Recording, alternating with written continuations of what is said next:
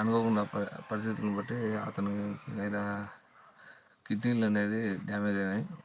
Just 2 months అయిందంటే పెళ్ళి.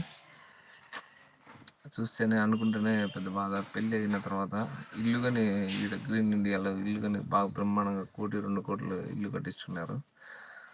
కానీ మనిషి ఆరోగ్యం చూడండి, ఎంత డబ్బులు ఉన్నా కానీ ఆరోగ్యం బాగాలేకపోతే మనం ఎంత సంపాదించినా చివరికి ఏం చేయలేకపోతున్నాము. అతను చూసి నాకే బాధ అనిపించింది ఈరోజు. నాకు మామూలుగా అయితే డైలీ ఎక్కడో ఒక చోట వర్క్ ఉంటా ఉండేది. ప్రజెంట్ అయితే ఇప్పుడు వర్క్ లేక మాకు తెలిసిన అతను కుదురు పోదామంటే పోయినాము. పోతే ఈ విధంగా తెలిసినది అతనికి కిడ్నీలో ప్రాబ్లమ్స్.